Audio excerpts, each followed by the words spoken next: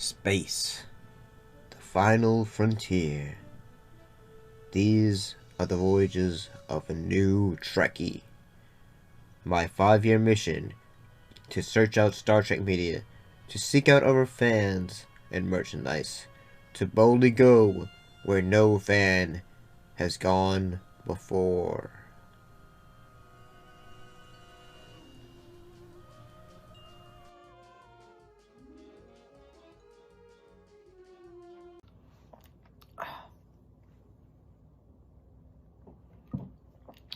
Let's talk about Star Trek, TNG.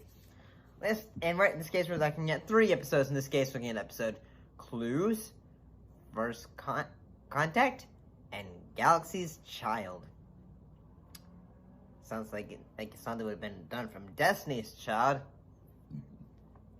But let's go ahead and talk about the episode Clues.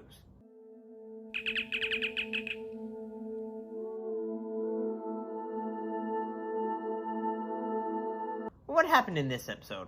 Well, basically, while on a route to a mysterious planet, the crew, with the exception of Data, are rendered unconscious by a wormhole. And after they revive, Data says, hey, you guys were only knocked out for 30 seconds. But basically, they feel say, hey, we're discovering clues that say this seems like nonsense. And then they try to figure what is really going on here? And basically, it's a bit of a mystery in the fact that they're trying to figure what actually happened. And eventually, and then everyone's trying to say, okay, Data seems to be the one that knows what's going on and is not wanting to tell us anything about what's going on. Data, you are the key to this entire mystery, and you have done nothing but block my every attempt to solve it. Why are you fighting me? It is not by choice. What do you mean by that? I cannot say. Would you rather endanger Deanna, a friend and colleague, than tell me what is going on? Which would you place first? The welfare of a single individual, or that of the entire crew? There's issues say the fact that Worf hurt his hand,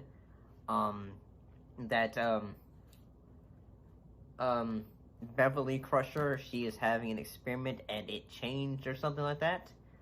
And eventually the episode reveals that there was an alien race that took over the body of Deanna Troi and basically just said, we do not trust you. You must go now. We shall erase your memory. And then basically, Picard goes we don't remember this. Oh, don't worry. Give us another chance. If you give us another chance, we shall leave post-haste. Run! Jesus, run! And then they leave post-haste, and then they get their memory actually removed with no clues, and so we're going on our merry way.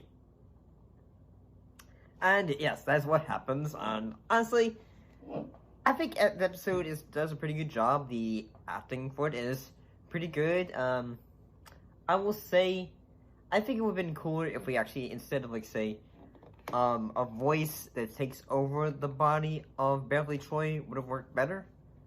Saying actually a physical being too. But overall, not a bad episode. Let's look at the next episode, which is First Contact.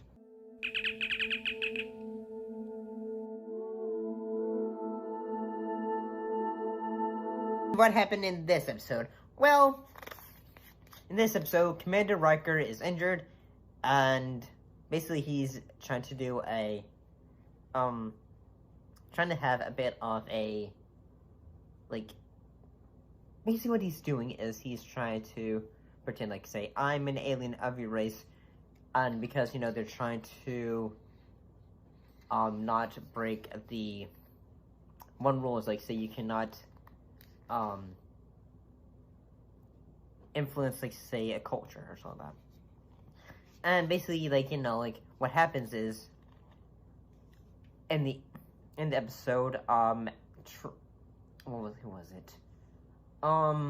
Eventually, basically, like, say, a big head, one of the chancellor, they basically say, oh, hey, like, basically, at first there's, like, him and Picard are going to say, oh, we seem to have an understanding of each other. My world's history has recorded that conquerors often arrived with the words, "We are your friends." We are not here as conquerors, Chancellor. What do you want? A beginning. But how we proceed is entirely up to you. And if my wishes should conflict with yours? There'll be no conflict. And if I should tell you to leave and never return to my world? We will leave and never return. But one thing is that there is one bad, like, you know, one who goes like, say, we don't like this. His name is Krolla, I believe, and he is basically just like, say, if I could, like, give an example of how he would be described, is basically he is so stuck with the past that he's like, say, no, we cannot have progress. We cannot have progress, because if we have progress, things will not go well for us, and then we will basically have, instead of, like, you know, being cheeky, of being, not knowing everything, and change, yeah, he basically is like, say, he basically just tries to make look like he gets killed by Riker, because they give Riker drugs that almost end up killing him. Quite a mouthful right there. And, yeah, honestly, I could say the actor playing, Krolla, Michael Ensign, or I think he does a good job. He is when I was watching it, I thought this actor is probably does the best, like, side villain of a episode of TNG, in the fact, like, he basically is trying to not cause, he basically wants a war between the Federation and his culture. But eventually everyone decides to say, hey, for the better of our, like, these two races, we must leave. And honestly, if I could say a bit of symbolism, I'm probably going to be attacked by this, but, like, say, I don't know, I mean, I gotta say this episode was honestly pretty good. I think the makeup and all that stuff and acting, pretty good. I liked it. Yeah, let's look at the final episode, which is the episode Galaxy's Child.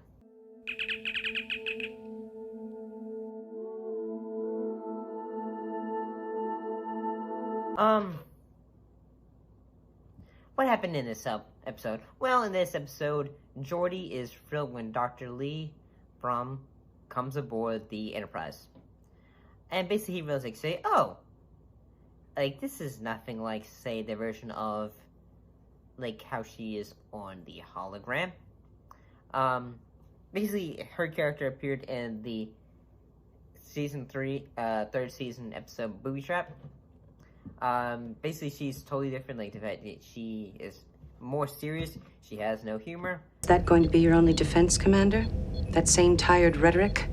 Out here in the field, we learn things you designers couldn't possibly understand. In the first place, Doctor, I'm not aware of needing any defense. And in the second place, if you're determined to be... Dr. Brahms, you have an incoming message on subspace. And, yeah, she's married.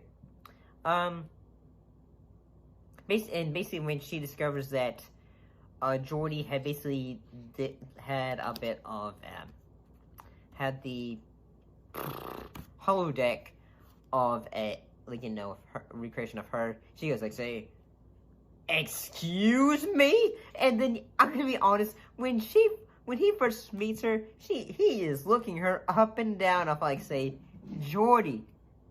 No, dude. Like, he is, like, say, he is, at first, like, say, like, I mean, there is in the story, he's, like, saying, like, I wanted to be friends with her, but at the same time, I feel like it just comes off as he really wants to, have a romantic relationship with her, honestly. That's just how I feel like it, but I do have to say the acting is pretty good. Like, the other sub story is involving a like a alien that ends up at first getting killed, but then the child of that alien, Picard, tries to like say, hey, let's try to make sure this one doesn't,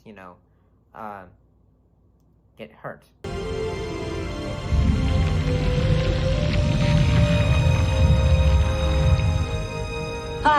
Captain, I'd like to announce the birth of a large baby something. Well done, Doctor. And I think the CGI for it was pretty good. Is this a bad episode? No, I don't think so. But at the same time, I do think the side plot the parts involving Geordi kind of, in a way, hurts the episode in the fact, like, we feel like, yeah, we get it that Geordi likes the Doctor. But at the same time, it feels like he is trying to be, really, the perceived, ideal version of the Doctor he created. What's that supposed to mean? You saw exactly what you wanted to see on the holodeck. Sure, the computer made it look like her, gave it personality. But when it came to the relationship, LaForge, you filled in the blanks. And you had a perfectly wonderful, marvelous little fantasy. Until the real Leia showed up and ruined it. Is not actually how it's actually perceived. And, honestly, it's pretty good of an episode. But I can say all 3 of these episodes are not bad. I had a bit of a salmon croquette for dinner. Yeah, remember, I work at a restaurant. I'll see you later.